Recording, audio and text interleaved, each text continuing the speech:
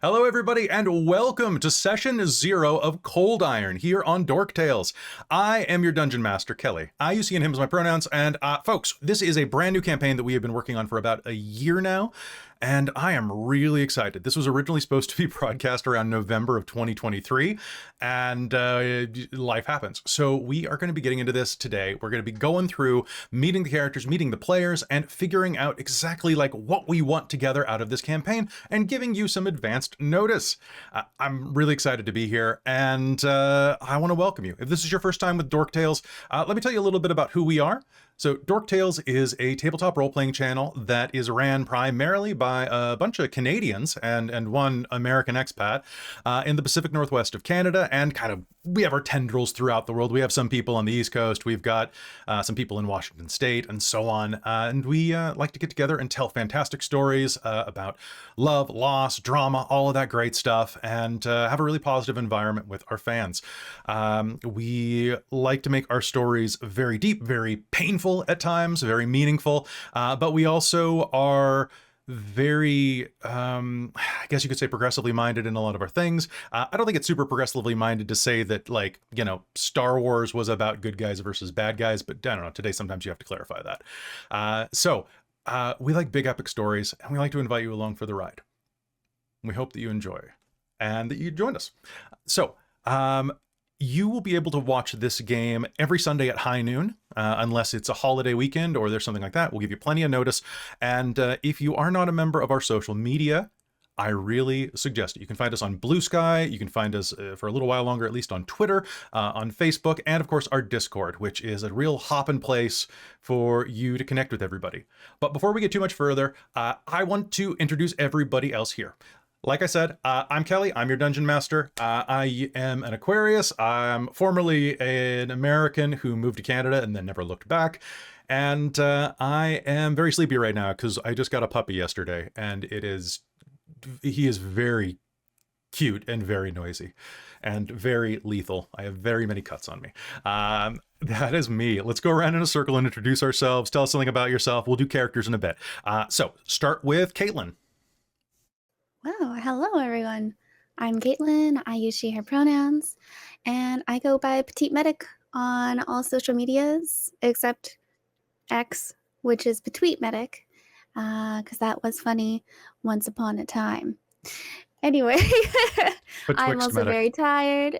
Yeah, oh no, I don't think I'm going to use any sort of, I think that account's just going. I think that account's just going away. Once things kind of migrate a little bit more. Anyways, I'm also very tired. My son is sick again. We just keep doing this. And so I am sick again. And hopefully our cough medicine is going to actually get this cough to go away. Because we got him looked at today and they were like, it's not bacterial. And we were like, okay. And they were like, viruses will come back and go for it. And it's probably a different one. And we were like, okay. So anyways, that's pretty fun. That's what I've been up to. Nice. All right. Next to you, we've got Robin. Hello, I'm Robin. I use she, her pronouns. And you can find me usually here on Dork Tales doing so many games.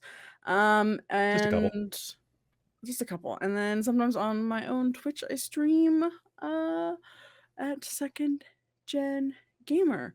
I am also tired because new puppy is puppy, and hopefully will snooze through most of this stream. I'm hoping. He's right beside me in a crate. So I'm also going to talk very, very demure, very mindful. Very mindful. Speaking of demure and mindful, we've got Christine beneath you.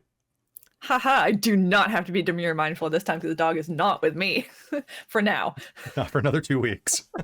Soon it'll be my turn to try and be very demure and mindful to avoid waking the little terror pup. Because yes, he is ultraly adorable, but also sounds like very mouthy, and he likes to bark at you when he doesn't get his own way, it seems like. But I'm Christine. I use she, her pronouns. You can find me as Lady Liliana on most social media and on Twitch, which I was streaming regularly, but then I got sick. Then we went on to a con. Then we had Extra Life. Then I went on holiday, and then I got sick again. So I've missed about a month and a half of streaming at this point, but I will be getting back to it. Besides my streaming on Dork Tales with games, which this is what, number 4 or 5? It's a lot. It's a lot. I'm here frequently, regardless. And very loved. Speaking of very loved, and congrats for making it home from Paris. Did you burn down the Louvre or what? What's up, baby? No, I did not. I did not touch any notable historic cultural buildings. You didn't even touch them? I didn't even touch them. Oh. I honestly didn't. Like, I didn't even get close. I was on the bridge. I was like, and I looked at the Notre Dame and I was like, that's close enough. It is snowing. I don't want to be over there. That sounds like a lot of effort. So I took a picture of me looking at kind of askance and then just headed off to have crepes at a really nice. Little fun little place where they were playing The Beaches on the radio, which was really funny. It was great. It's like a little Canadian, like a Canadian band, pretty sure. Are Beaches Canadian? I love Beaches. I didn't used to, but they really grew on me. So who are you, Amy? Yeah. Hi, I'm Amy. I go by Paradoxical Ghoul in most places, including most social medias, on Discord, where I live on the Dork Tales Discord server. And I occasionally do stream on my own channel at Paradoxical Ghoul here on Twitch. Let's see. I'm also incredibly tired. Just heads up. My travel started on Friday at like 11 a.m. Paris time and did not stop. It had many delays, and that's an entire thing. Yes, it was a paradoxical. Yes. I feel like I got hit by paradox again. Was that what happened? Was that my flight problems?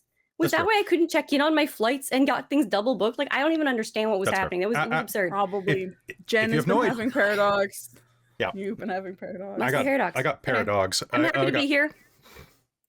Because originally I was going to be redirected through Edmonton and have 6-hour layover in Edmonton and then have to fly here back home, which would have had me landing at like 7 a.m. Mm-hmm. And it would not have been a good time for anybody. You know what's a good deprived, so that's a good time. Well, you know what's a good time in the air? It's our very own pilot, Kat. Hey everyone, my name's Katrina. I use she/her pronouns, and I am usually found on Twitch as Captain Starbun, oftentimes on my own streams, now that I'm actually trying to stream a little bit more frequently now. Mm-hmm. Now that life is a little bit simpler.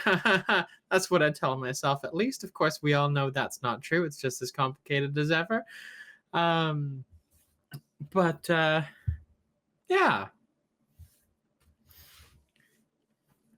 All right. Any other fun thing about you, Kat? Besides being a pilot? In fact a pilot. And I rescue rabbits using airplanes. Yeah.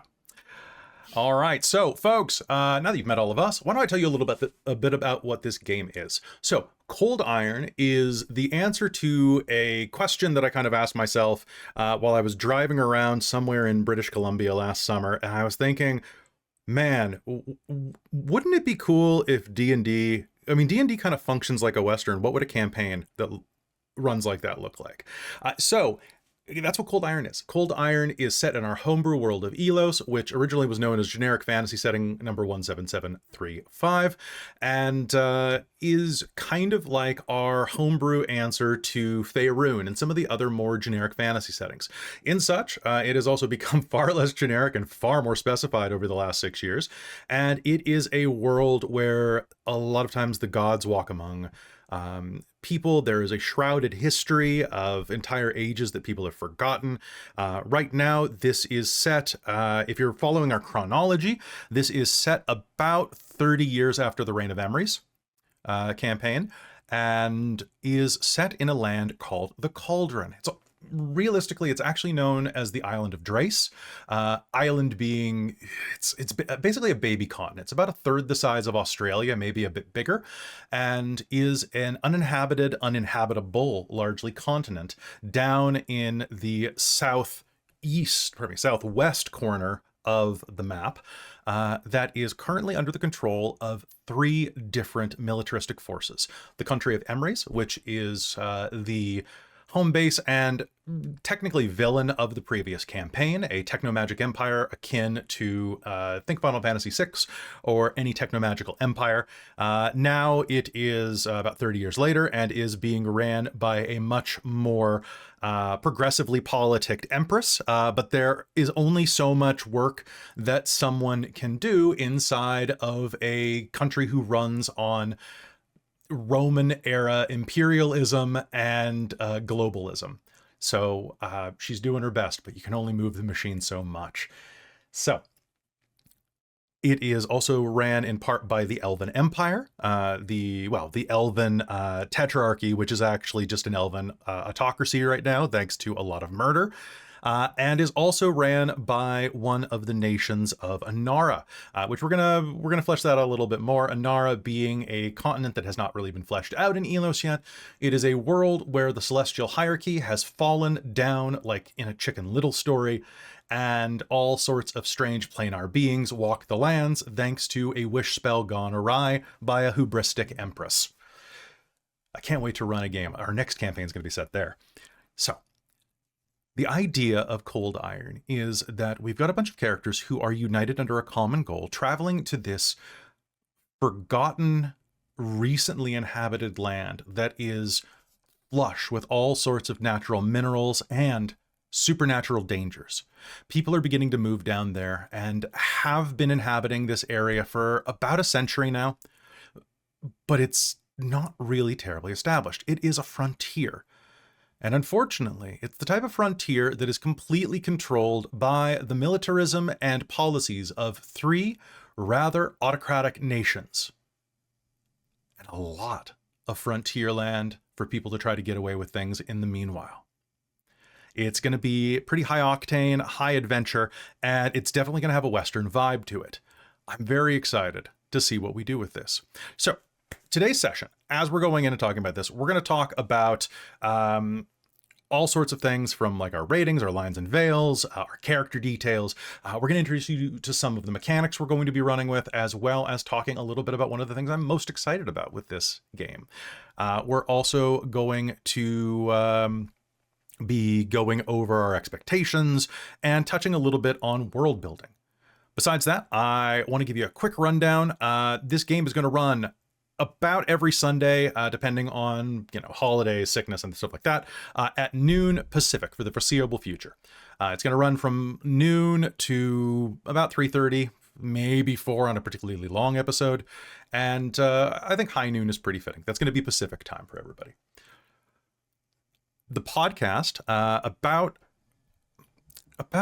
4 or 5 weeks after we start filming episode 1, I'm going to release a podcast. It's going to be roughly on Sundays, with gaps where gaps are appropriate for breaks that we take. Besides that, today, why don't we go ahead and meet the characters at this point? Does anybody have anything about the setting that you think I should mention before we hop into characters? For context? Cool. All right. The only other thing you need to know is that the Cauldron is a closed-off island. Mountains make it inaccessible except the north and the south inns, which means that to immigrate there, generally it's seen as a land of opportunity where you can make tons of money, real American dream type stuff. And to get in, you have to pay an entry fee. It's pretty reasonable. It's about 50 gold. So only a good year or two savings if you're a commoner, and you can stand to make a fortune inside. What they don't tell you until you're there is that leaving the Cauldron has a much steeper exit tax, which means that once you're there, you're family. It's like the Olive Garden, but with more capitalism. And no bottomless brand. It's nothing like the Olive Garden, actually. Let me think about that. So if you are not able to afford the charge on the way in, you can also take what's known as a debtor's mark. A debtor's mark is a brand that you carry on yourself. It's a magical brand that allows you to pay off your debt slowly over time while accruing interest. Any of you who know anything about history of mining towns and scrib will absolutely know that this is a wonderful idea that never hurt anybody. Robin, it looked like you took some battle damage. Like your ship just got shot. Yeah, I was playing with the laptop cords right under my feet, and I hit my camera. That's You know, great. being very sly. Being I was very gonna say, this sly. awfully sounds a lot like student loans too. It's like a lot Right? like I student was gonna loans. say. All right, how's my framing? Am I good still? Am I good still? You went back to normal. You just went like this. Yay, company Oh, okay. Yay, towns. company towns. That's a company island. Yay. Yeah, welcome to Millennials, the role-playing game. Speaking of Millennials, the role-playing... God, but in this one you can stab people, so... Well, Oh, that's I mean, better then. I can look at that. without going to jail as quick. Okay, perfect. All right. So, hopping into this, let's go ahead and meet the characters. Tell me a little bit about your character. Tell me what class you are. Tell me what race, species, or lineage, whichever term you would like to use, is. And we're going to go in the same order as before, actually. Let's start with Caitlan. Tell me about Zoe. Hello. Speaking about straight to jail, the original concept for Zoe was one of a sheriff kind of character. So Zoe's a warforged. She's going to be a paladin. Should I go into my background, or should we save that for a little bit later? I don't know. It's up to you. You tell me as much as you would like to tell me. All right, alrighty. Yeah, so she's gonna be a paladin. We're making a really cool subclass called Oath of the Peacemaker. I'm really excited about it. Yep. Yeah. Let me see here. It does come with a full dance number at the beginning to Wigwam. Do you want to taste You it? gotta. You just have to. So, Zoe's a warforged. She was badly damaged in a war and left for unsalvageable before she was found by her mother. And she ended up being adopted by her. She was a human who couldn't bear a child. And so finding this warforged, she found some meaning in her life and then used that to help others. And yeah, so Zoe herself takes a lot of values from this mother figure who raised her. So she is a paladin of Brig, and so that's warmth, hearth, hospitality. Basically, think like she's taken on like a persona of like a grandmother who just really wants to feed you, especially cookies, and just kind of shows up in her like flowery apron, just dusting it off and, making sure you're all okay, lay on hands, because you got a little scratch or something. You're like, oh, stop fussing. Yeah, she's going to be the epitome of fussing.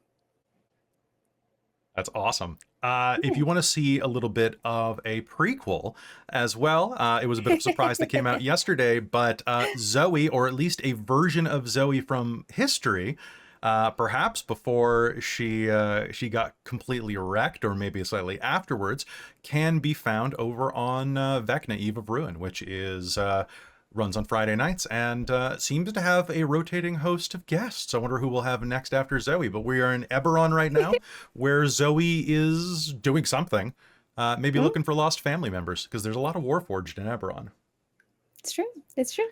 I will go into the background then, because it's pretty cool. Yeah, please. The background we made was called Awakened as well. So it's kind of you've been asleep for a whole long time, or maybe you were like Zoe, something happened, deactivated, reactivated, and so you have all these memories and all of these abilities that you didn't know you had before, and it will come up and play. And I'm so excited.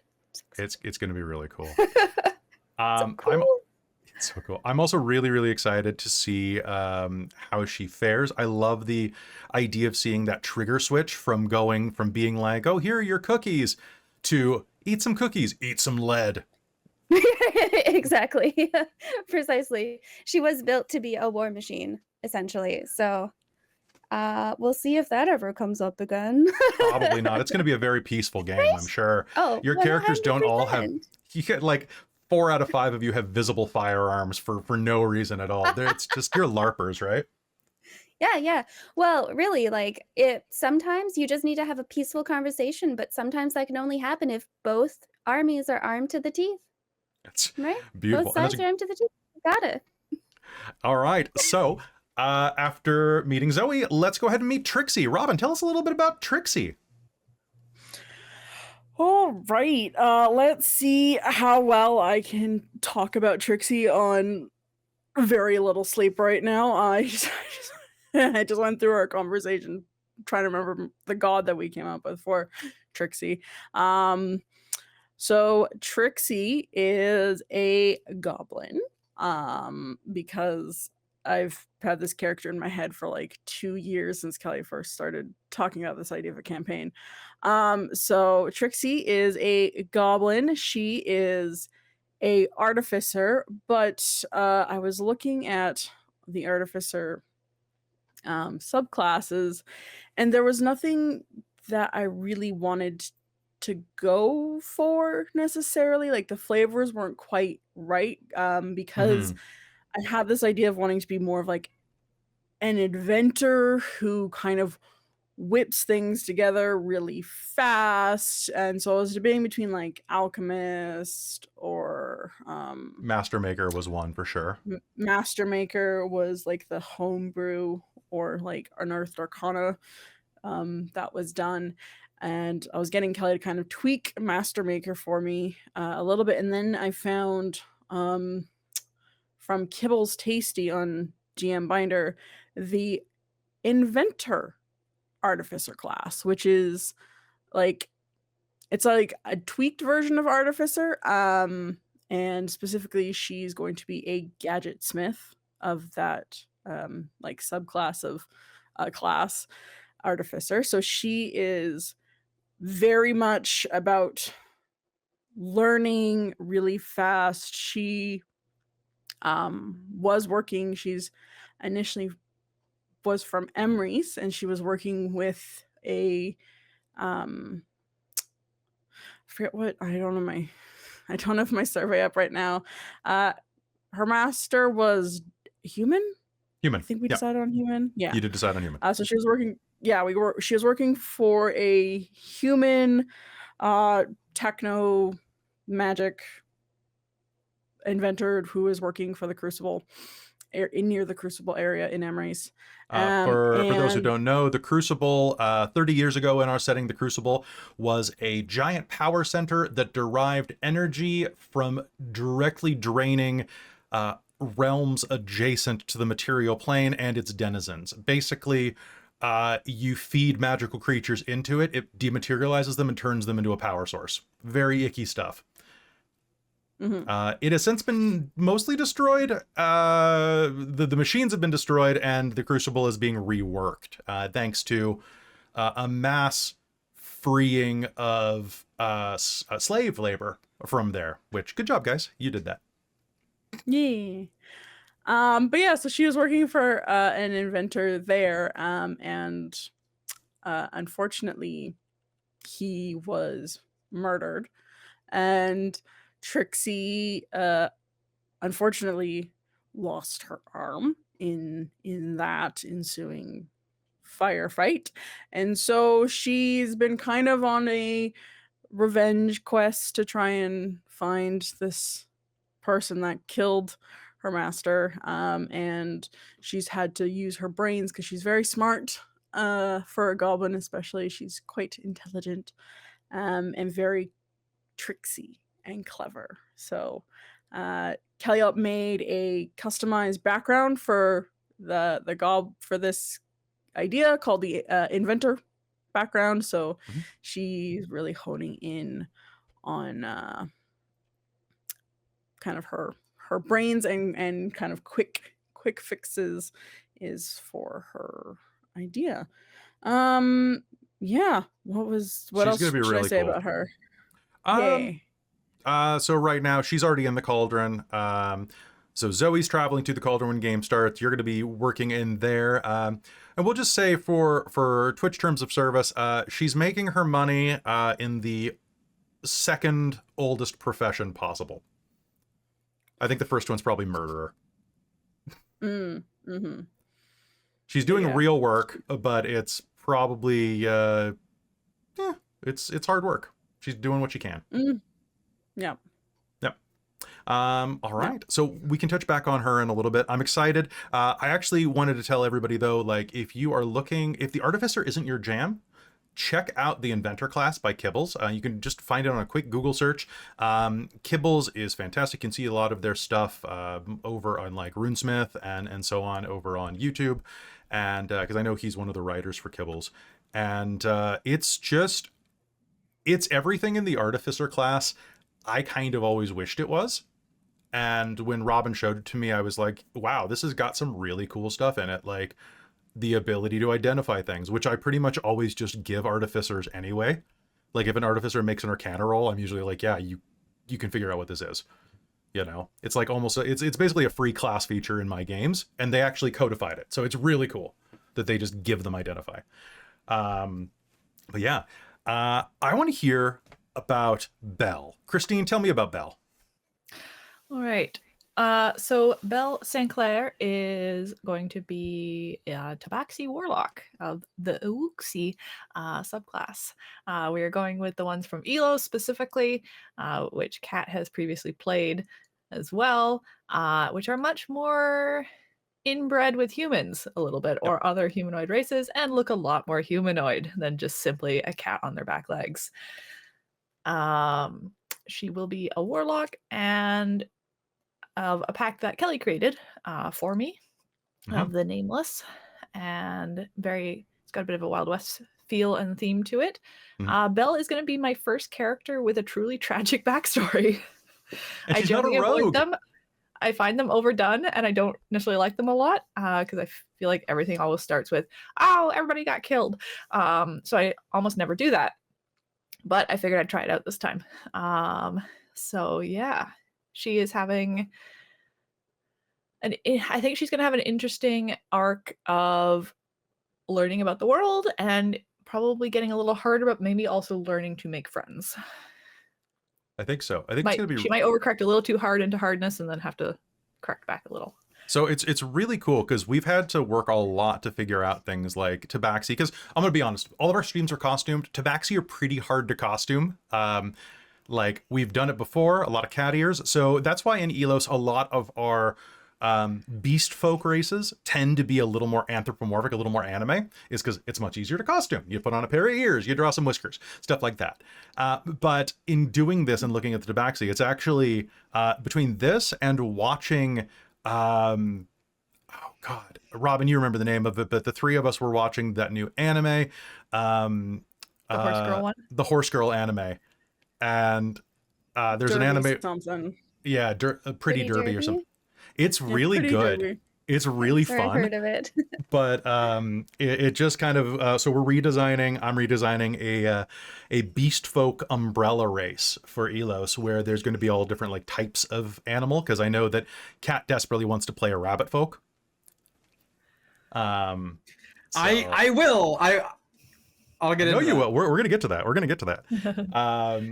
So it's gonna be a lot of fun, and I'm very excited as well because Christine and I have gotten back into watching a lot of anime recently, and she drew a lot of this concept from Demon Slayer. Well, no, I think. No? I had the concept, and then I went, "Oh shit! I'm basically playing Demon Slayer." Oh, that's fair. It was like I watched it after we basically done Convergent this, and I was Evolution, I guess.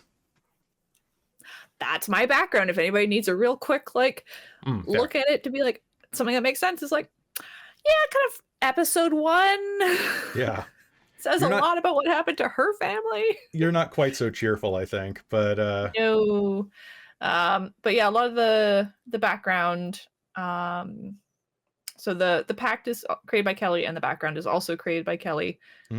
So we have a bit more focus on like revenge and dueling, Wild West dueling with guns and stuff. So should be exciting. I'm looking forward to how this character will play and run. I'm still kind of figuring out all the final little adjustments to them as we've kind of changed things as we go, leading up to game 1. But I'm gonna try to see if I can make an accent work, but I haven't yet managed to make it easy to do for myself. So we will see what happens on game 1. The canonical Tabaxi accent is French, so, well, at least it's kind of borderline. If you say it, you can make it French. All right. Next to you, Amy, you are playing the most hardcore named character we've ever had on Dork Tales. Please tell me about them. I am so incredibly proud of this name, considering how much of a soft, like, cinnamon roll she's probably going to end up being. But hi, I will be playing Carrion Slaughterhouse, the gunslinger ranger, who is effectively, she is half like fiend, half orc. So she's not really a half orc, and she's not quite a tiefling, but she's basically a green tiefling. It's gonna be a good time. She's got little She's stubby little like horns. A furk. Yeah. Or a what was I thinking? An orcling, I think is what I was calling it. Yeah. So she's great. I love her a lot already. She has the middle child, what's the word I'm looking for? Complex? Yeah, middle child complex.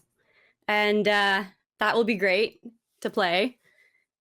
And she's really loves horses, but not horses. I mean, if the horse is actually like a giant riding lizard or like a raptor, but think, yeah. So she's like a horse girl, except the horses are giant, or like dinosaur lizard things that eat a lot of meat and are carnivorous. Yep, we have it'll be good. And because of Amy here, I have completely redesigned the mounted combat and mount rules for D&D 5e so that they actually function, including you can knock people off mounts, you can get bonuses to attack people, depending on whether or not they're mounted or so on. And we are also creating a couple of new races of creatures because I really wanted dinosaur-style chocobos in this. Which I'm entirely here for. I love this. It's great. Yep. Scale of and my background is Wrangler, which is also one that Kelly has come up with, which also has some, like riding features associated with it and dealing with animals. She likes animals a lot more than she likes humanoids, so that's going to be interesting. I love that one of the things in the Wrangler background, because you get a free feat with each one of these backgrounds, is that you can just take the one where you're used to grabbing things and wrestling them to the ground. Question, how does that apply to stuff like tabaxi subraces then? Am I people or am I animal to you? Oh, that's a good question. Do you like me more because I have cat ears and a tail? Probably. I'm not going to say what I was about to say. But the gunslinger subclass that I'm currently working off of using is from the Tome of Heroes, which I believe is a Kobold Press. It is a Kobold Press game or a book. Yes. So and that'll be very fun pieces in it that I think will be great to mix in with Horse Girl. But I mean like lizard chocobo dinosaur girl. Riding girl. But not like Horse Girl, like the Horse Girl we were just talking about in Pretty Derby, but like your stereotype, I will feed this horse, I will take a bite of a carrot and then hand it to the animal kind of thing and spend more money on maintaining them than that is literally one of the background roles that you could have done if you already haven't done your personality roles. Oh, I did. I found a mix of different things. So it's going to be great. It'll be good. Beautiful. I'm really excited for her. Hey, and last but not least, let's check in with Kat. Kat, tell us about the girl with all the vowels. All right, so Taliina'a, or she's known as Bunny on stage. She is a new race that Kelly's that we've created. Yep, called a seraphim. So how that kind of works is more come out in the game. You'll see. But so she's a seraphim, and what that basically means is she is a very, very pretty, very early maturing species. We don't really know much about them, and she doesn't know much about her either. What she does know is that she likes to play with people's brains. She is an aberrant mind sorcerer. And she's very good at it. She's She specializes in things like manipulation and seduction. And she works as a dancer in one of the oldest professions in the world. For maybe somebody who's not super amazing of a human, and who might have done a few bad things in his past and present, and she may or may not have done a few bad things in her past and present. She's only 19, but she's lived a life, that's for sure. She's gonna be a lot of fun. I am so excited to play her. She's had more work put into her than any two characters you've ever made, at least. Than any two characters I've ever made. And I love all my girls. I've put more work into this one than any of the other ones. I look forward to destroying her from the ground up. Yeah, I mean, she's gonna be. I think she's gonna be good at doing that herself too, right? Funny thing with her is she originally started out as another race from the book Kings and Cantrips, and she also started out as a bard originally. From that book as well, and then Kelly went and made a new bard college for me. Two new bard colleges for you. Well, exactly. And neither fit. So Kelly went off and made a brand new bard college, and it was amazing, and it's great. And then we were working with it more, and it's like, well, I don't know. And then he makes a second bard college for me, for my girl. And then we decided, what about a sorcerer? Well, it's because you were giving me a lift to the airport, and I was like, we were talking, and you go, I only like bards. I don't like any other classes. And I'm like, you haven't played anything else. And like 3 days later, I'm like, have you even looked at sorcerer? Like, look at him. And I hadn't, of course. And so I looked at sorcerer, and I especially looked at the Aberrant Mind, and was like, oh my God, this is amazing. And I love this. And after some conversation with another one of the Dork Tales crew, who's particularly skilled at building really wild. Mr. Blog, hello, Chris. Mr. Blog, hello, Chris. I'm calling you out. He went over a few ideas, and I fell in love with this one, and she just kind of developed. She is definitely so she's absolutely charisma, 100%, absolutely charisma. When I rolled her, I ended up rolling crazy stats, so she's statted out like nutso. Nice. I am so excited for her. She has wings, she pole dances, she wears ears, and I'm really curious to her alignment's changed a couple times, so I'm curious to see how that's gonna work in the game. It's gonna be interesting. And you're using a custom background that we built. Yes, the headliner background. That's right. That's what it is. Yeah, I have it on my sheet as showgirl, but that's what it was originally. Headliner.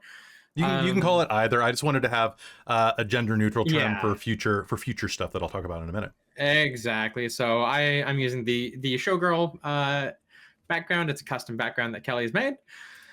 That kind of specializes in performance, and anything kind of based on that. So she has a lot of dedicated fans that pay her money. But I wouldn't say only that. She's definitely not the Elo's equivalent of a Twitch streamer, cam streamer. Oh yeah.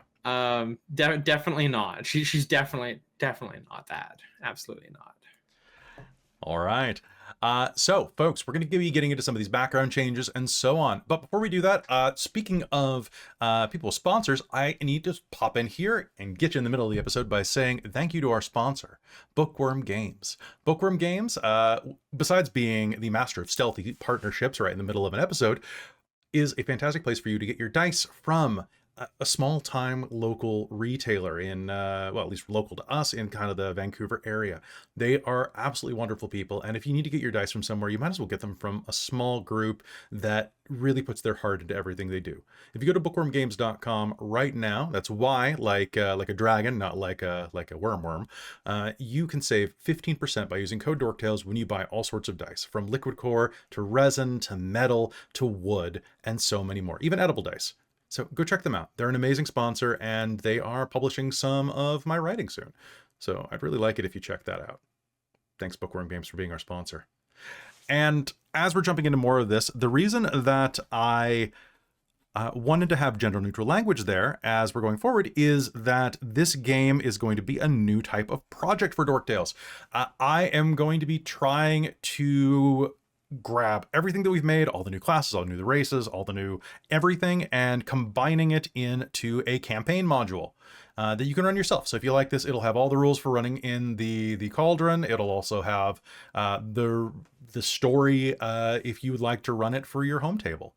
And I'll be releasing that occasionally on Patreon for our $10 tier.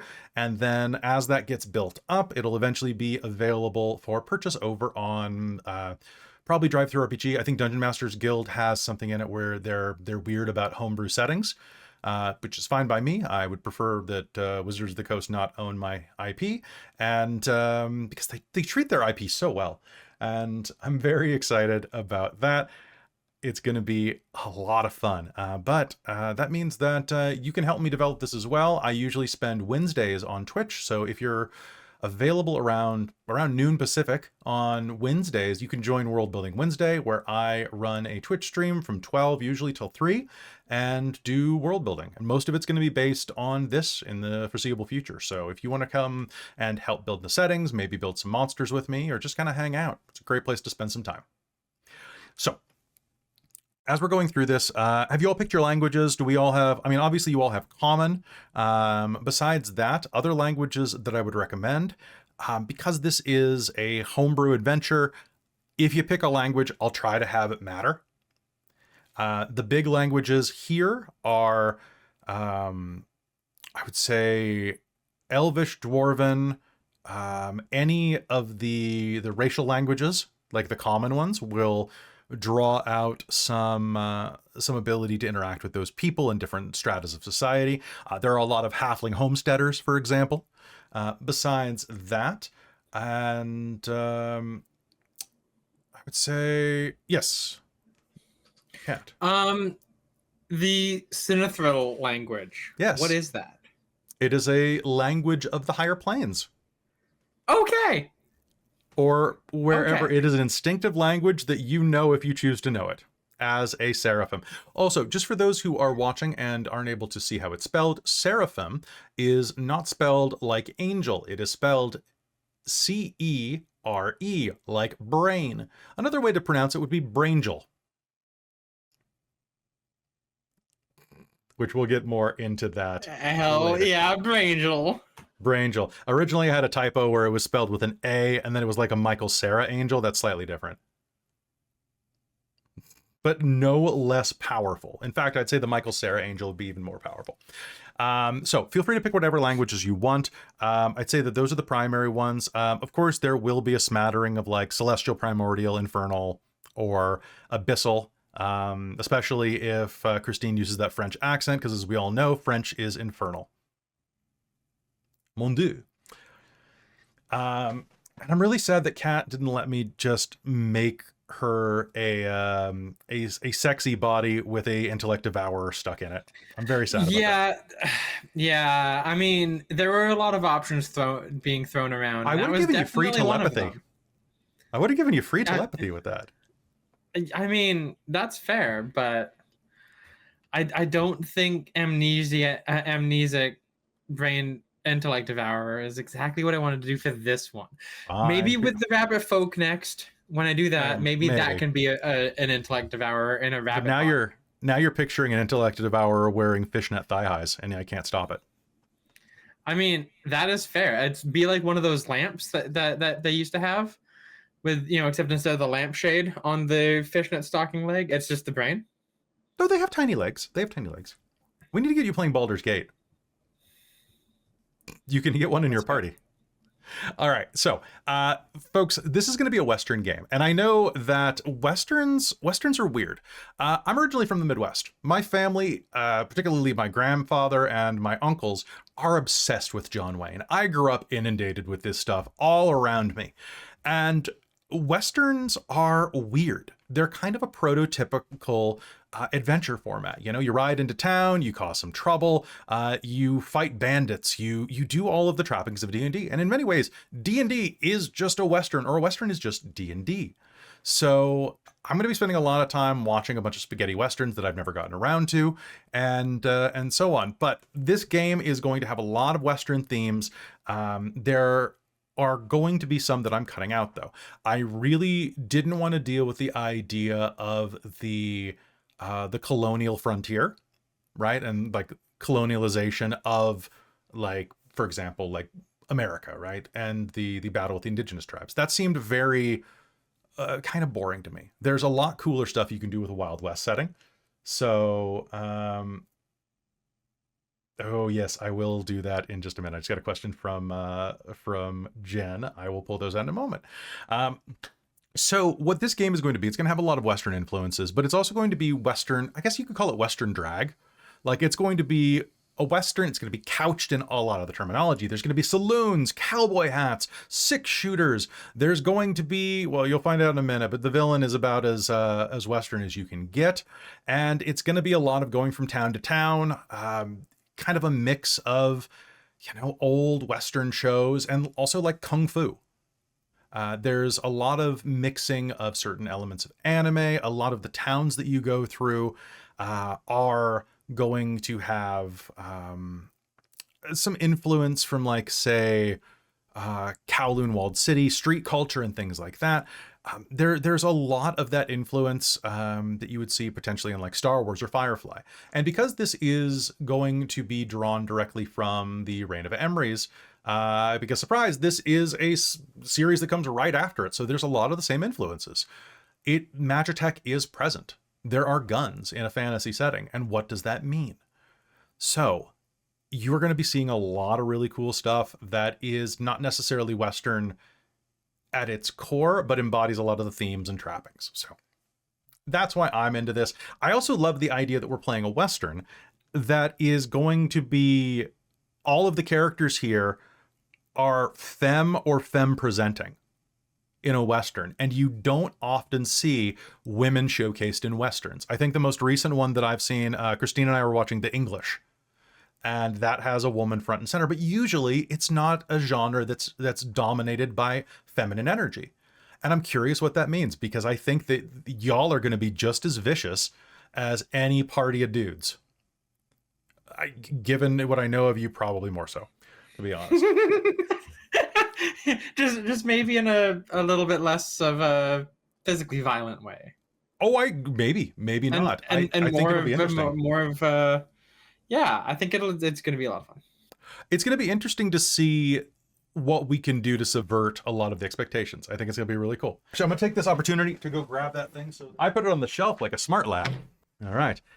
Did I just vanish, like, partially? Was it fun? A little bit. All right. It was kind of hilarious. I just saw you come back on screen on Twitch, like coming back out of the mountains.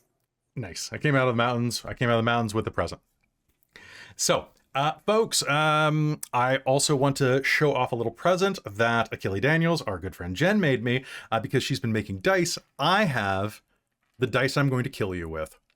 That's right. They bullets, y'all. And they roll over. Awesome. Right. That's so cool. Wow. in a case that is a cylinder. I love it. Yeah. Oh man, it's gonna be great. So how could we get more Western than the inciting incident of this game? This game is going to draw from a lot of themes, like I said, but I think the primary influence of a lot of my work has to be The Dark Tower by Stephen King. And we can't have a Western without a man in black. The man in black is a figure that's going to unite all of you through a shared source of tragedy. This man in black has affected each of your lives in some way, from small to great. And in one case, you might not even know how badly. The man in black is what has brought you to the cauldron. A lone figure that sows discord, disharmony, and death wherever he goes. And you're here to find him and do what you will. With that, you're all going to have some connections coming in. For example, Zoe, you and Belle are going to be traveling together. Carrion, you will likely meet them on the vessel that carries them over. You'll be arriving in the cauldron on a steam hulk, a giant hulking transport that brings people here every few months. You'll also probably be going through customs and immigration together, but that's going to be its own nightmare. Trixxi and is it Taliina'a? Give it to me one more time. Taliina'a. Taliina'a. Taliina'a. Okay, so Tali. Yeah, it's going off of basically one of my middle names. Yeah. Okay, so Tali is going to already be there as well, and you and Robin need to have some discussions because you guys work in similar parallel industries. Enticement and satisfaction, I believe, are the industries. And Kat has proposed that you may have a bit of animosity toward each other at the start of this.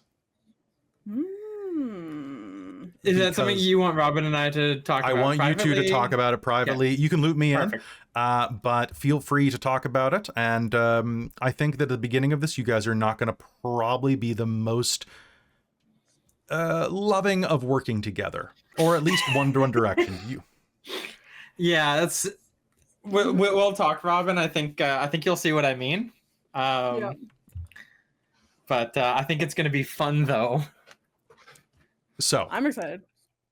So as we are going into this, of course, if we're talking about shared trauma in our backgrounds, it's time for us to get to the section where we talk about tone, themes, and content.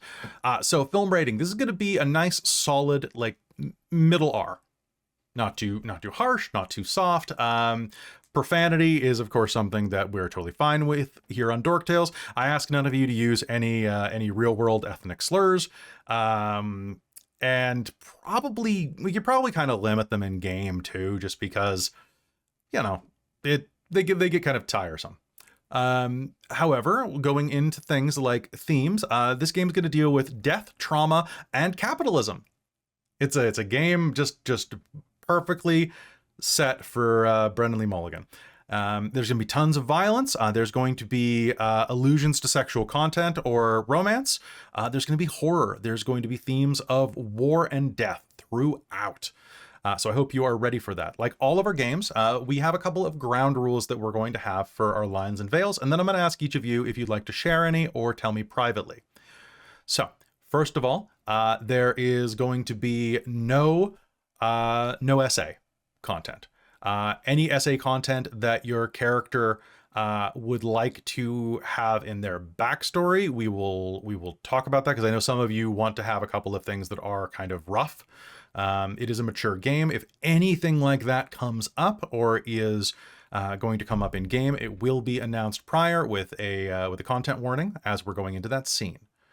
It will not be played on stream, and if it did happen, it would only be referenced. Okay, just because I don't think that's fun for everybody. But if you want to have something dark in your backstory, that is your own.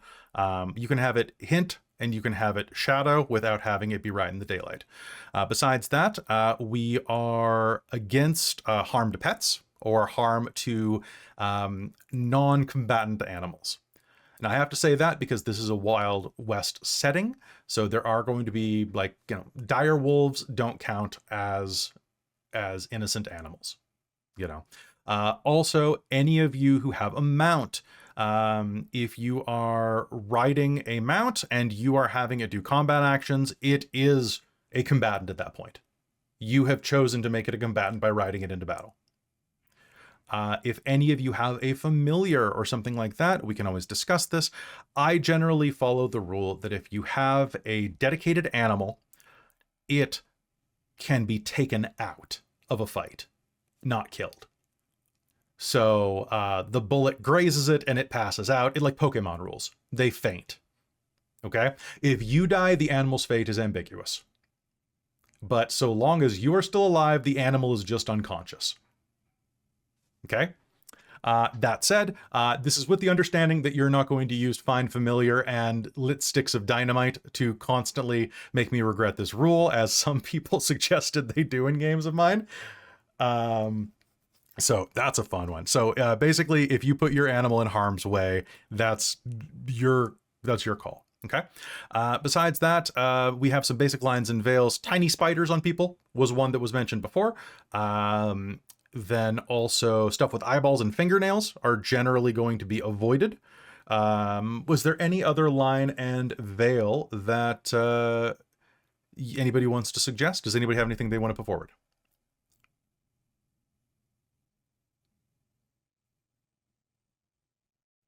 Chat just asked summon creatures. If you're summoning a creature into a fight, then that is a combatant.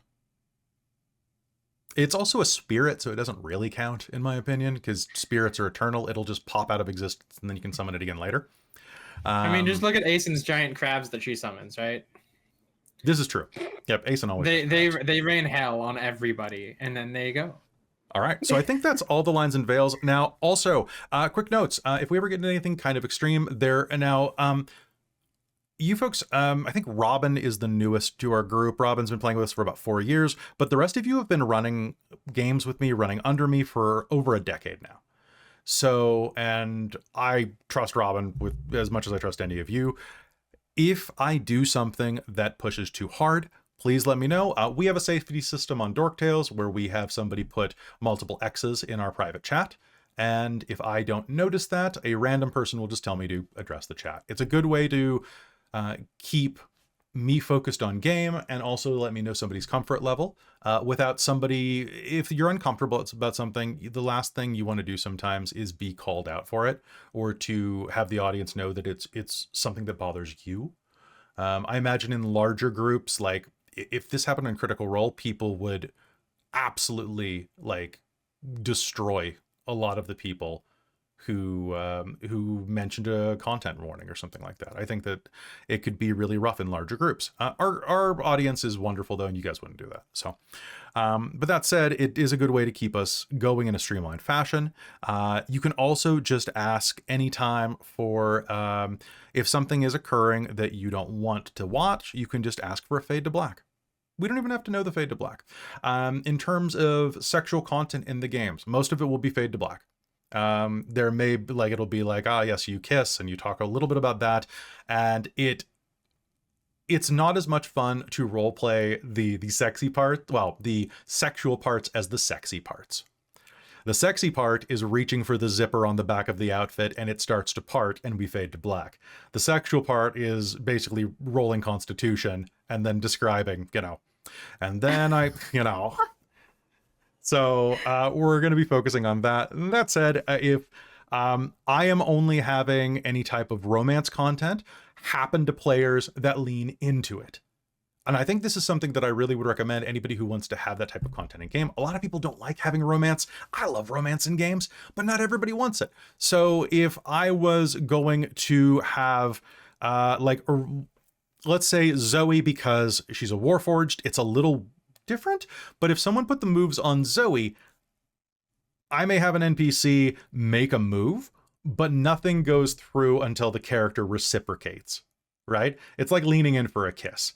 If they lean back in, cool. Otherwise, it's a missed opportunity. Whatever. Yeah, you basically just know. Cookie? Cookie? Yeah, there we go. Boom. Cookie block. Oh, actually. Oh, no. Nope. Orion just took them. Never mind. I have a little tin of cookies. Well, now you got to kiss the NPC because you don't have the cookies. Oh, no. It's a toaster. Okay. So anything like that. Does anybody have any other things that we want to discuss in terms of tone, veils, content, anything like that? Oh, I think it's all good. It's all good. Sorry, Robin is taking care of a puppy right now. Apparently he found the doorstop and is trying to eat it. Oh my gosh. Doing the Yeah, the thing. Yeah. Oh my Yeah. goodness. That one. The that one. puppy will not be stopped. The puppy will not be stopped. You cannot stop the pup. Yep. Don't take a bath with a toaster either. Don't French kiss a toaster. Don't take a bath with it. All right, so Suddenly reminded of a meme, and I'm going to share it in our there's ColdIron do chat. it, Oh my do God, it. please do. Yeah, I figured that too, Kat. Is that the sound of the I dogs? ordered it. I actually ordered a print that says that. Live, laugh, toaster bath. Yeah. All right. No. God. All right. So, some house rules that we do in this game. So, special backgrounds. Like I said, a lot of this is going to be published later, either online or maybe in person. You never know. We also use a lot of rule of cool here. If it's 5e is a very open-ended system, guys. If you're watching a 5e stream and you're like, wow, that's not the way the exact mechanic works. The exact mechanics aren't designed like that. It is very open-ended for a reason. It's very streamlined for a reason. In fact, to make this a Wild West game, we've had to change a lot of things to make it function. The mounted combat rules, for example, aren't great. Ours are pretty solid, but theirs, kind of iffy, kind of wishy-washy. That said, I'm fallible. I'm a human. I'm going to make mistakes. I might forget that a spell can only work a certain way. Maybe it won't. Maybe it'll work a very specific way just this once because magic is weird. We are playing a collaborative storytelling game here, not a video game. And I think that there's a lot that can go wrong and a lot of beautiful things that can happen because of that. So, you're free to leave comments in YouTube correcting my rules, folks, but I might not read them. I just want you to come and enjoy the experience.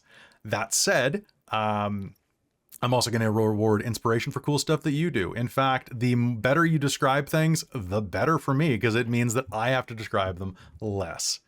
I'm going to give you guys two options real quick. Normally with the homebrew games, I give a point of inspiration per session just at the start. If you like that, we can keep that, or we can use inspired crits. Inspired crits is a rule that I picked up from Ginny D, and basically what it means is if you're in combat and somebody rolls a nat 20, you can grant a point of inspiration that has to be used before the end of the combat to any other allied person. It can be a party member or an NPC. If a natural 20 is rolled on one of their rolls, they can popcorn it, and then the entire party can get tons of inspiration. Now, I think it's too much inspiration to give you both of these rules, so tell me now and forever hold your peace. Hands up if you want just a free point of inspiration, no matter what. Who wants inspired crits? I like inspired crits myself. They, especially when you've got people in the party who roll a lot of nat 20s, it makes everybody feel special. I think it's great, and it's really, really kind of story focused, right? Because you're like, yeah, you were badass, you did a great thing. I'm gonna do that too, you know, right? Like it's especially for the members of the group that don't always roll so well. You know who you are. Mm-hmm. Yeah. Actually, Kelly, I did have another question about that kind of thing. Please. For this game, are we doing the offer? We are doing the offer, yeah, and I'm getting into that. Okay, sorry. That's okay. So might as well jump into it right now. So I also have a little mechanic on the table called the offer. And the offer is, a lot of times in D&D, you'll like run up to go hit somebody and you'll be 5 feet short. Or you'll have an action that you'll have no action in your turn, but you really need to cast an extra bonus action or something like that. Little times where the rules kind of handcuff you. Well, I have something called the offer. I use a token, usually a coin, and when it is face up for the players, those of you who've played Fantasy Flight Games' Star Wars game, there is like a dark side, light side token, or a series of them that you can get. And this, I just have one coin, and when the offer is player side up, if you need an extra 5 feet of movement, or you need to activate an ability that you normally would not have access to, but you might have a limited use of it. For example, you're an ASMR who needs to transform into your angelic form, but you've already done it once a day. Maybe I'll give it to you for a round or two. You'll just get like a little inkling of energy. I'll allow it. I'll flip the offer. But that means that when I want to flip it back, I get to cheat. I get to hit you with an extra spell. I get to re-roll a failed save. I get to do all sorts of things that make the game a little more fun for me. And because there's only one offer on the table at a time, that means that there are 5 of you who want to use it and only 1 of me who wants to use it. So I get to use it theoretically 5 times as many as you guys, which is great. I strongly suggest you use this in your game. Don't use it, don't abuse it, but use it to abuse others. Maybe that sounds wrong. But hey, have fun with it. It's a great little mechanic and helps the game. Games like 5e that are very player weighted, it gives me a little more muscle, and I really like it. Some other rules that we use here: crits. You can crit on spells. You can crit on saves. If you crit on a save versus a fireball, you go anime mode and take 0 damage, usually, or gain a particularly good resistance to charm, perhaps, or something like that for a little bit. Botches. We use botches in our game because nat ones are fun. You can botch attack rolls and saves. Botching saves gives you double damage. So if you get hit with a fireball and you botch your save, like Jen has done many times in Dragonlance, congrats, you just took 70 points of fire damage. This can kill you. It is very rough, but also really adds to some of the stakes of combat. I like it. Speaking of death, we normally use this, and I think you all have approved this before, but death saves are rolled by the DM. I roll it behind a screen, and what I allow, and I want to ask you guys what level you want about this, because Cal has adjusted it slightly for Descent to Avernus. What I allow is at the beginning of your turn, so you roll a death save at the beginning of your turn, and before I roll the dice for you, I ask, what are you thinking of? What are you dreaming of? What is making you fight on? And you tell me something. You roleplay a little scene, a memory, something that is pushing you forward. If you just give me a basic one, then I'll roll your death save flat. If you give me a particularly good one, an emotional call to action, you might get advantage on that roll. If you say nothing, which has happened a couple times in game now, I never thought it would, but people say, I don't have anything to live for, I roll with disadvantage because you're ready to die. Like, you accept the void. There are worse things than death in this game, so folks, don't worry. If you die, Zoe can always get like stapled back together, but everybody else, I've got some stuff I can do for you. Dying. It's happened once before. Just Here once. we go again. Mamma You mia. got better. I thought you were dead. I got better. Well, I got Windows 11, so better is operative. There was a really long update there. It's just, she's not Yeah, dead. Zoe. She's just updating. Wait, Yeah. Zoe 11. Zoe offline like for like multiple years and then had to go through multiple updates to the most recent version? Because that takes an awful lot of time. That explains a lot. Caitlin. And then you did it mean that you had to like All pause. been revealed. Well, and if you've been offline that long and then you have to update, how much of your like hardware no longer worked with the new stuff and you had to replace parts to be able to fully You just- update? And You stop And being then we're able to getting hear. to the ship of Theseus and how much appears to God. Zoe. Oh no, your audio driver 51%. is Your audio defunct. driver stops syncing and you have to restart your Bluetooth. Hold on, we need to stop combat. Our Warforge is updating. Pause, guys. Just Pause. happened. No, it's God. okay. I can put it on pause for like another half hour and then I have to shut down. Remind me later. Do this one more time. so it's kind of like being hasted and then forcibly Yeah. paused at the end of That's that. literally. Yeah. Oh my god, yeah. So Caitlin, for your Warforged Thank helmet, can we get you to print off some blue screen with a pop-up to put over your eyes? Oh my God, please. I will try. So, on death saves, I want to ask, Cal was allowing basic action. So object interact or like half movement.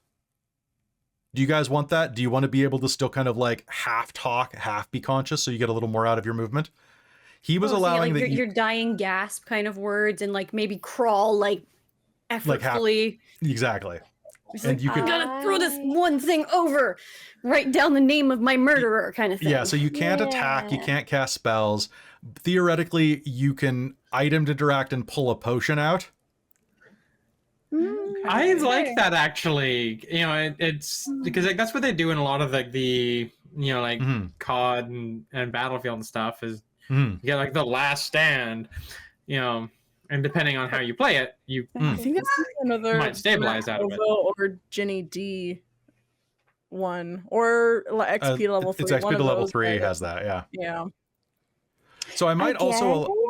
I like it, but my only thing is that makes you you're still a target at that point. Because before with death saves, you're kind of bleeding out on the ground. Well, yeah, exactly. You're kind of bleeding out on the ground, and they're like, "Oh, this person's no problem." On to the next person. But then you take double damage, or not double damage, but you take 2 death saves if they hit you. I mean, tell you what, maybe they won't focus if you play dead. They're not going to target you. Okay, okay, And fair. I mean, But as also fair. someone who has been specifically targeted while I've been in death saves multiple times now, where it's like, oh, I just knocked this person down. She's dead. We're gonna finish the job. I mean, that still might happen, but not before we kill everybody else. I'm just having Exactly. very Is that you're just specific you've fallen memories unconscious. of Baldur's Gate 3 being in death saves and having something just one of the enemies just come along and just annihilate you because they could. Like I'm having specific memories of playing Katrina in Rime of the Frost Maiden, where we were at the bottom of like a shaft or something, and I got knocked down and failed one death save, and then Yes, that was in Kelly's NPC came back and he's like, "Well, I just knocked this person down, and she's still kind of alive. I'm gonna finish the job." That was in the Boom, Dwarven 2 more Fortress. death That was in saves. Sunblight. Yeah, that was Because awesome. those Durgar don't mess around, man. Yeah. There's gonna be, Well, 'cause I mean, there's it gonna makes sense. Like, if you know your enemy's just unconscious, so why wouldn't you just finish it off? Like, you were intending to kill Exactly. us. Yeah. Exactly. You're gonna finish the job. But in the Oh, man. meanwhile, I'm going to focus on the people who can still shoot me first, and then I'm going to come back to you Yeah. unless you're doing something. It- I would it's- also... No, go ahead. Oh, I was gonna say like that. It was at that point that I actually really started to enjoy the more like, like, yes, hit me more. Let's get into this. This is a lot of fun because oh my god, what just happened? Yeah. That was the moment that I really, really started to enjoy like the low health like thing. The drama's really good. I was really I having don't trouble. know if potion interact might be a good idea though, because that kind of devalues the fact that you're in a place where you can't act, and you're That's so fair. close to death. Well, tell you And what. the others, it would remove any urgency from anybody else to help that person. So why don't we say this? Because you can't quaff a potion as an item interact. You can pull a potion out so that it's accessible. Okay, What I that will could be allow, fun. Because So you could I- always like roll alchemist fire over to somebody. yeah, you could hand them something, right? I mean, Get you 'em. have a disadvantage because you're shaking and like dying. Yeah. You I like go the to idea of reach being for able it, to but you talk a little pass bit. out just before you can pull the cork. Just to like Yeah. put in that thought of like the little dramatic phrases or like quips that you could throw out. Well, because you can like bring attention to yourself by like running guys. over to the gate and flicking the switch kind of thing, right? Where you're like, I'm so close. I'd allow this Fuck the you. portcullis drop. Yeah, I'd allow that. Absolutely. Or Yes. lighting a fuse. Yes. Yeah. I would also potentially allow you to do a single action or bonus action for a level of exhaustion. Like basically like a scar roll. Like if you push yourself, it's gonna have repercussions. But let's Okay. think about that and come back to it.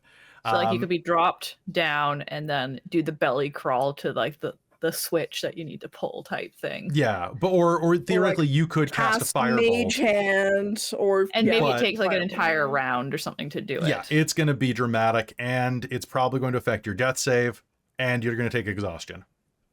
Because Yeah, you I mean, just... I'm also happy just keeping that in the realm of things like something good happens or using That's a the good point. offer, personally. Okay, Yeah. let's Because those do are that. things that we can kind of already do. You know what? That Yeah. sounds great. Let's back off that.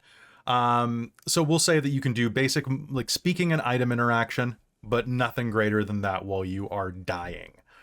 But drawing unless, your... like Unless... the offer or something. Something like Yeah. that. Now, with that said, we've already talked about the offer. For those of you who are watching live on Twitch, we have a channel redeem. So points that you get for watching the stream that can be used to buy things. The 3 most commonly bought ones that we have are Hurt Them More, which are tokens that I can use to cheat. I can use them to add damage. I can use them to reroll. I can use them to do all sorts of cool stuff. Something Good Happens, which allows me to tweak it in a player's favor. And then Drama Bomb, where I just make the worst outcome happen for everybody. You know, the ceiling collapses, et cetera, et cetera. Oh, So come on. Sometimes the drama bomb's a good thing. Drama Bomb can be a good thing. Yeah, it can make a relationship that we know is probably not going to be good happen. But then who knows? I think we spent a drama bomb when in Reign of Emeries when Ivy hooked up with Dirk. We have people already buying Hurt Them Moors. That's great. Oh, good. Thanks, Traz. Thanks, Traz. So, a new rule for some of you who have not played as often in our D&D games that we are instituting is the Baldur's Gate / I forget where we got it from, but the potion rule. Potions suck. I hate them. I hate them so much in D&D, and I hate them because I always roll garbage when I roll them.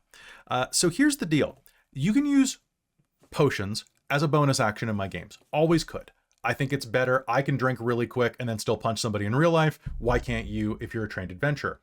So you can drink your potion, and if so, great. You drink your potion as a bonus action. You roll to see how much it regenerates. Why? Because you're sloshing it around. You're missing some of it. If you take a full action to drink or administer a potion, you get max back. Period. If it's 4d4 plus 4, you get 20 back. You could theoretically roll and only get, what, 8 back? Sure, it depends. Do you want to risk it? Are you in a hurry? Cool. That's the rule. We're going to run with it. It's great. It makes life much easier, and it gives you a bit of flexibility. It's your gamble at that point. I like it. Besides that, the last thing in terms of mechanics, so like channel points can be used to do all sorts of cool things if you're watching live. If you're listening on podcast or watching on YouTube and you hear me say I spent Hurt Them More, I don't always have to announce it. Sometimes I've got 11 of them. I don't always just, sometimes I'll just give myself advantage and I'll just tick it down. Just trust me. I'm not going to, I'm going to cheat legitimately, not cheat illegitimately. Let's get into, are there any other rules that we want to discuss? Obviously, we're updating some of the rules for Wild West stuff. We are using firearms. We're using misfire rules, which basically is your gun jams, or you have to spend an action fixing it. That's going to be if you roll a 2 on most guns, or a 1 on most guns. That number can be modified by actions you're doing.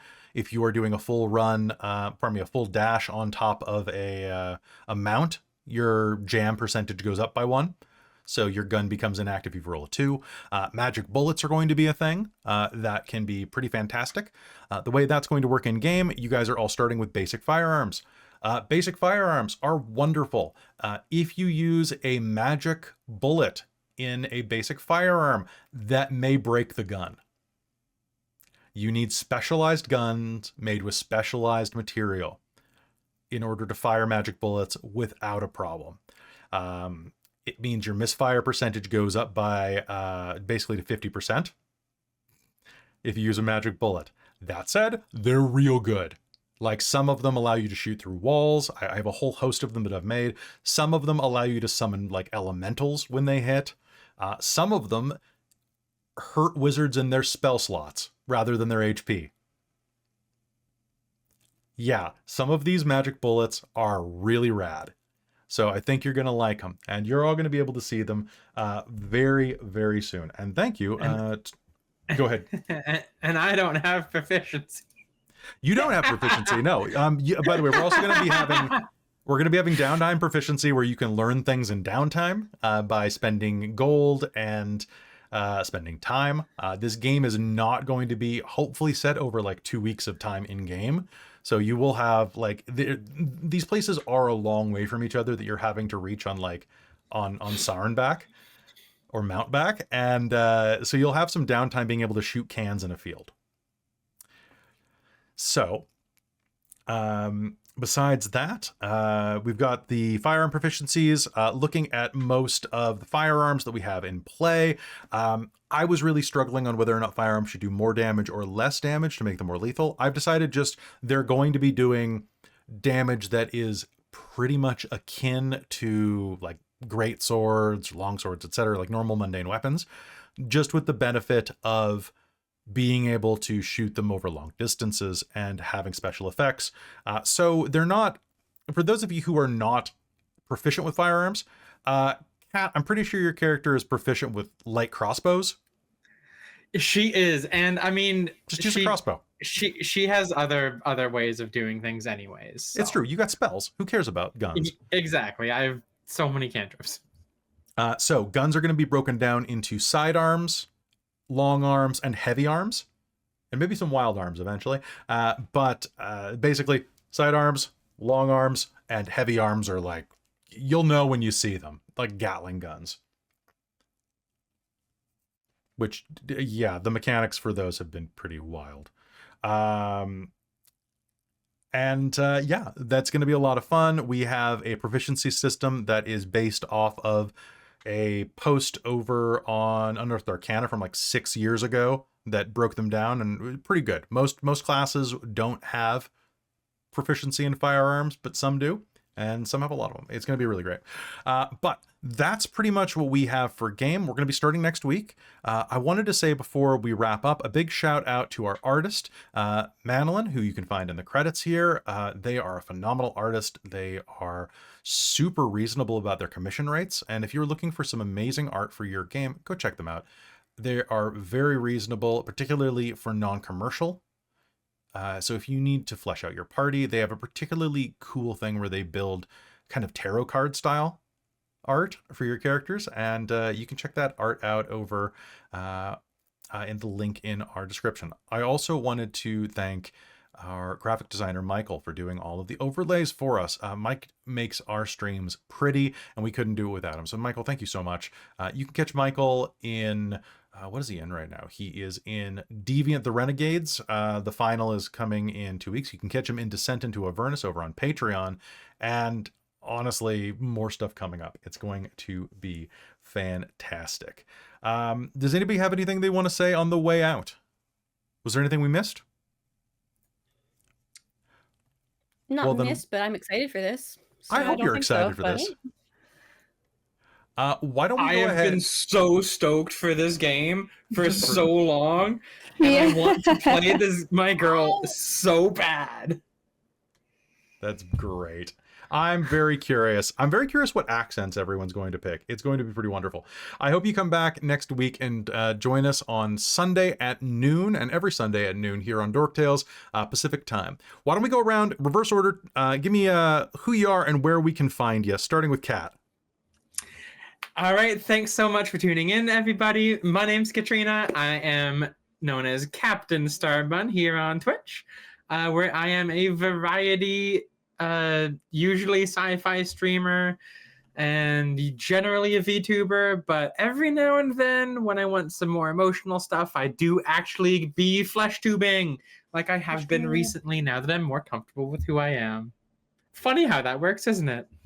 It's really funny. Not haha funny, but funny nonetheless. All right, next to you, we've got Amy.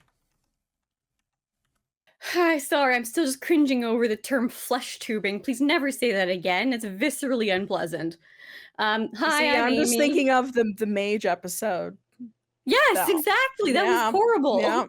Yeah, that was terrible. Anyway, yep.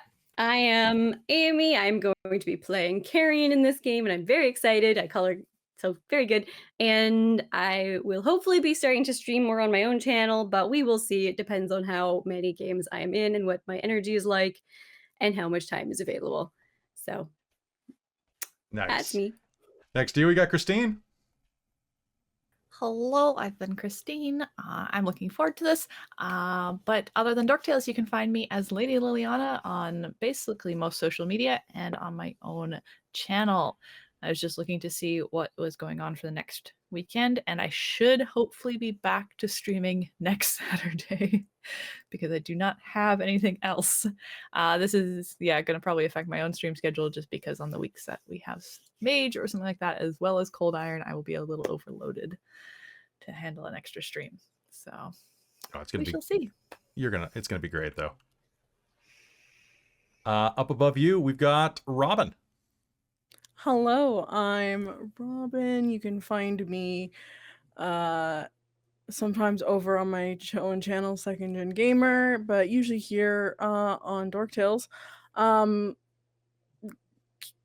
be a very busy week. I was debating showing off Pupper again, but he's actually now snoring in his cage. So I'm gonna let him be calm. Yeah, just let him for now. Because he was eating my face earlier. So, but yeah, super excited for this game. Very excited to paint myself green because it ain't easy being green. It's not easy. I'm envious of it. Just green with envy. Beautiful. Caitlan, where can we find you? Hello, I'm Caitlan. I use Petite Medic, like I said, on all social medias, and you can find me here on Dork Tales. You can find me Mondays for Fandeliver, Monday evenings, and every second Tuesday on Patreon in Descent into Avernus, and one Thursday every month for Changeling. And have I missed anything? I don't know. I think that's it. And every Sunday high noon for ColdIron. For this? What? This one? Well, I guess it's we'll just- see for a couple episodes for Vecna on Friday. Oh, yeah. I suppose that's true. All right. And I've been Kelly, your dungeon master for this adventure. You can find me here. This is my channel. I really appreciate it. I'm also going to be over every other week over on the Onyx Path for on what day? On Thursdays? Is it Thursdays? I think it's Thursdays for Story Path Trinity Continuum Anima, where I play a John Wick who has a VTubing magical girl persona. And then on Fridays for a little bit, I'm playing under Travis Legg every other Friday in They Came from the Cyclops' Cave, where I'm playing a Medusa. He's a bro raised by Gorgons. And he's pretty great. I get to play that with our own bunny-hearted, the one and only Millie, and it's a lot of fun. So join me there or join me here. It'll be great. And I really suggest that I encourage you to come and join me for the world building streams for this on Wednesdays at noon Pacific. It's going to be a hell of a lot of fun, and we've already done some really great stuff. I really appreciate all of the hard work that people have put into this and that have encouraged me and told me cool stuff in chat, given me ideas to work with. I really, really appreciate it. And with that, folks, we'll be seeing you here next weekend for ColdIron Episode 1 as we make our way into the cauldron beyond the Hellgate. Y'all take care, and we will see you very soon. Bye, everybody.